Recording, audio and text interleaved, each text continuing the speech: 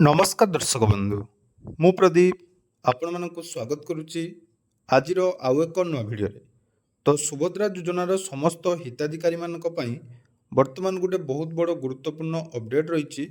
राज्य सरकार तरफ सुभद्रा योजनार पंचम किस्तिर टंका हिताधिकारी मानक आसंता राखी पूर्णिमा अर्थात अगस्ट 28 तारिख दिन मिलवाई जाऊँगी।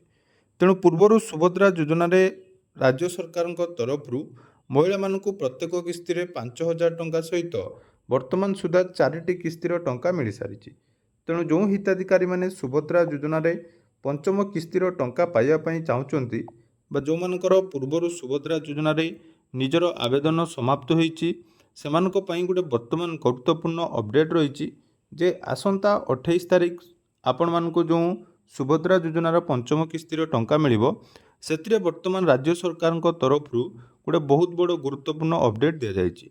तो जो मैंने नुआकरी आवेदन करते एथर सुभद्रा योजनार प्रथम किस्ती अर्थात जो मैंने चलित वर्ष सुभद्रा योजन नुआकरी सामिल हेबे सेमानकर प्रथम किस्तिर टंका 5,000 टंका मिलिबो। ता सहित पूर्वर जो हिताधिकारी माने 4टी किस्तिर टंका पाई सारी सेमानकु वर्तमान पंचम किस्तिर आउ 5,000 टंका मिलवाई जाउची। एवं सबुठारु गुरुत्वपूर्ण कथा है जे सुभद्रा योजन बहुत जन हिताधिकारी रही जाइछन्ति जो मानकर कौनसी कारणवशतः प्रथम द्वितीय एवं तृतीय किस्ती आसीबा पूर्वरु बा आसीबा परे तांकर जोटा कि रिजेक्ट होइतिला एवं आपण माने जदि बारंबार ग्रीवेंस देइतिले ताले वर्तमान आपण मानक पई गोटे गुरुत्वपूर्ण अपडेट रही। आसंतु कौन रही अपडेट आपण माने जदि पूर्वरु सुभद्रा योजन कौनसी भी किस्तिर टंका पाई नांती बा आपण मानकर रिजेक्ट हो जाइतिला पेंडिंग थिला ताले वर्तमान आपण मानकु सेही टंका मिलिबो कि नहीं से विषय सबकिछि डिटेल्स आज ये भिडियो रे आपण माने जानि परिबे।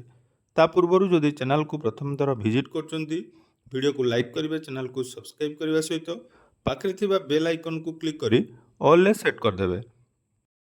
तेणु वर्तमान देखंतु हमर राज्य सरकार तरफ जो सुभद्रा योजनार टंका हिताधिकारी मानकु प्रदान करा जाउची एथिरे जहाँकि प्रत्येक वर्ष 2टी किस्ती अर्थात आपण माने जानिथिबे प्रथम गुटे रही आंतर्जातीय महिला दिवस अवसर में एवं 2 नंबर किस्तीटी पवित्र राखी पूर्णिमा अवसर में राज्य सरकार प्रदान करथांती।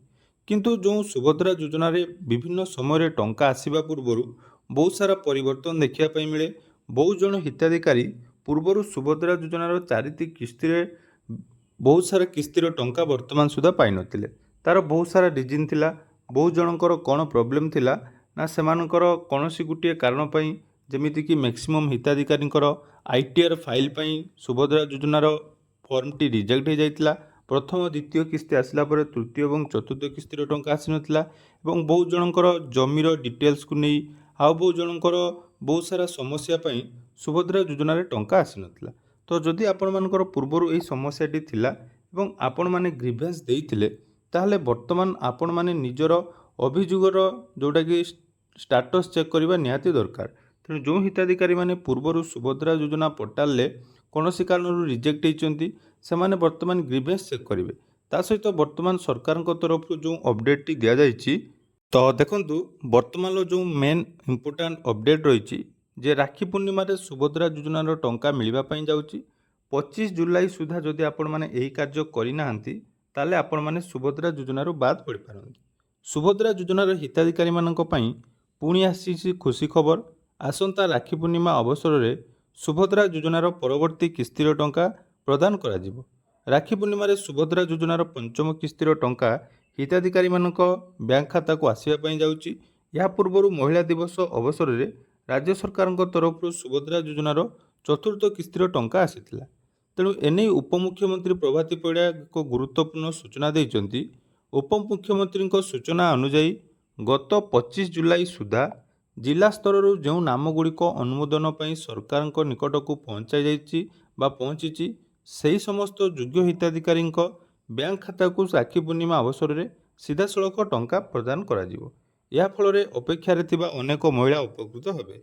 अर्थात ये आपण देखु गोटे मन रखु जे 25 जुलाई अर्थात जो फिल्ड वेरिफिकेशन बा जो मानकर पेंडिंग थिला जो माने नुआ करी आवेदन करथिले सेमानक भितरु बहुत जन हिताधिकारी एथर सुभद्रा योजनार टंका पाई न पारंती। कारण आवेदन समय आपण माने जदि कोनोसी भूल डिटेल्स देइचंती ବା ଆପଣମାନଙ୍କର ସୁଭଦ୍ରା ଯୋଜନାର ଗାଇଡ଼ଲାଇନ୍ ଅନୁସାରେ ଆପଣମାନେ ଟଙ୍କା ପାଇବା ପାଇଁ ଅଯୋଗ୍ୟ, ତାହେଲେ ଆପଣମାନେ ନୂଆ କରି ଆବେଦନ କରିଥିଲେ ମଧ୍ୟ ଆପଣମାନଙ୍କୁ ସୁଭଦ୍ରା ଯୋଜନାର 5,000 ଟଙ୍କା ଯେଉଁ ପ୍ରଥମ କିସ୍ତି ଯେଉଁମାନେ ନୂଆ କରି ଆବେଦନ କରିଛନ୍ତି ସେମାନଙ୍କୁ ମିଳିବ ନାହିଁ। ଏହା ସହିତ ବହୁ ଜଣ ହିତାଧିକାରୀ ଯେଉଁମାନେ କି ସୁଭଦ୍ରା ଯୋଜନାରେ ଗ୍ରିଭେନ୍ସ ସବମିଟ୍ କରିଥିଲେ, ତାଙ୍କର ଗ୍ରିଭେନ୍ସ ଯଦି ଏପ୍ରୁଭାଲ୍ ହେଇନାହିଁ, ତାହେଲେ ଆପଣମାନଙ୍କୁ ମଧ୍ୟ ସୁଭଦ୍ରା ଯୋଜନାର ବାକି କିସ୍ତିର ଟଙ୍କା ଯେଉଁଟାକି ପେଣ୍ଡିଂ ଥିଲା ବା ରିଜେକ୍ଟ ହେଇଥିଲା ତାହା ଆପଣମାନଙ୍କୁ ମିଳିବ ନାହିଁ। ନୂତନ ଆବେଦନକାରୀ ମହିଳାମାନେ ଯଦି ଜୁଲାଇ 25 ତାରିଖ ସୁଦ୍ଧା ସେମାନଙ୍କର EKYC ଓ ବାୟୋମେଟ୍ରିକ୍ ଅପଡ଼େଟ୍ ନ କରନ୍ତି, ତାହେଲେ ରାକ୍ଷୀ ପୂର୍ଣ୍ଣିମାରେ ମିଳିବାକୁ ଥିବା ସୁଭଦ୍ରାର ପଞ୍ଚମ କିସ୍ତି ଟଙ୍କାରୁ ସେମାନଙ୍କୁ ବଞ୍ଚିତ ହେବା ପାଇଁ ପଡ଼ିବ। ପୂର୍ବରୁ ମଧ୍ୟ ଏ ବିଷୟରେ ସୂଚନା ଦିଆଯାଇଥିଲା ଯେ ଯେଉଁମାନେ ନୂଆ କରି ଆବେଦନ କରିଛନ୍ତି, ଯଦି ସେମାନଙ୍କର ଆବେଦନ ପରେ ବାୟୋମେଟ୍ରିକ୍ରେ ଅପଡ଼େଟ୍ କରେଇ ନଥିଲେ ବା CSC ସେଣ୍ଟରରେ ଆବେଦନ ସମୟରେ ବାୟୋମେଟ୍ରିକ୍ କରିନଥିବେ, ସେମାନଙ୍କୁ ଟଙ୍କା ମିଳିବ ନାହିଁ। ଏପରିକି ପୂର୍ବରୁ ସୁଭଦ୍ରା ଟଙ୍କା ପାଇନଥିବା ଯୋଗ୍ୟ ହିତାଧିକାରୀଙ୍କୁ ମଧ୍ୟ ଏକାକାଳୀନ 5ଟି ଯୋଜନାର 5ଟି ଯାକ କିସ୍ତିର ଟଙ୍କା ପ୍ରଦାନ କରାଯିବ ବୋଲି ଉପମୁଖ୍ୟମନ୍ତ୍ରୀ ପ୍ରଭାତୀ ପରିଡ଼ା ସ୍ପଷ୍ଟ କରିଛନ୍ତି। ଅର୍ଥାତ୍ ବହୁ ଜଣ ହିତାଧିକାରୀ ରହିଥିଲେ ପ୍ରଥମ କିସ୍ତିରୁ ଚତୁର୍ଥ କିସ୍ତି ପର୍ଯ୍ୟନ୍ତ ଯାହାକି ଟଙ୍କା ପାଇନଥିଲେ, କୌଣସି ଟେକ୍ନିକାଲ କାରଣ ଏରର ପାଇଁ ହେଉ ବା କୌଣସି ପ୍ରୋବ୍ଲେମ୍ ପାଇଁ ଯେଉଁ ଟଙ୍କାଟି ଆସିନଥିଲା, ବର୍ତ୍ତମାନ ସେମାନଙ୍କୁ ଏକାଥରେ 5ଟି କିସ୍ତିର ଟଙ୍କା ଅର୍ଥାତ୍ 25,000 ଟଙ୍କା ମିଳିବା ପାଇଁ ଯାଉଛି। ତେଣୁ ସୁଭଦ୍ରା ଯୋଜନା ଓଡ଼ିଶା ସରକାରଙ୍କର ଏକ ଗୁରୁତ୍ୱପୂର୍ଣ୍ଣ ମହିଳା କଲ୍ୟାଣ ଯୋଜନା।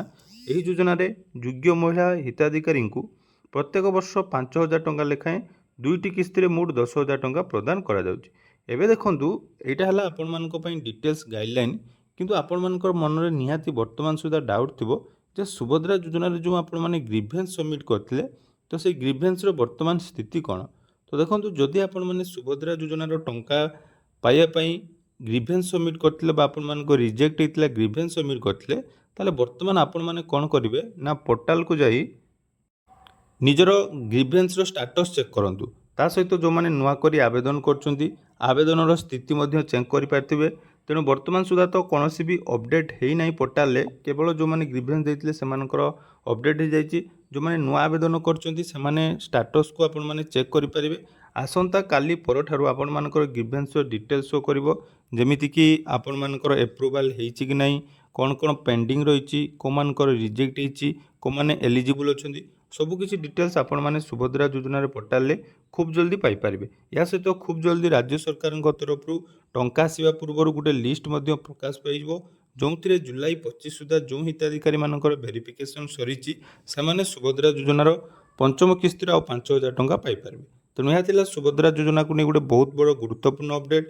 ତେଣୁ ବହୁତ ହିତାଧିକାରୀମାନେ ସୁଭଦ୍ରା ଯୋଜନାର ପଞ୍ଚମ କିସ୍ତିର ଟଙ୍କାକୁ ଅପେକ୍ଷା କରି ରହିଛନ୍ତି, ଯେଉଁମାନଙ୍କୁ ଆସନ୍ତା ଅଗଷ୍ଟ 28 ତାରିଖ ରାକ୍ଷୀ ପୂର୍ଣ୍ଣିମା ଅବସରରେ ରାଜ୍ୟ ସରକାରଙ୍କ ତରଫରୁ ପ୍ରଦାନ କରାଯିବ।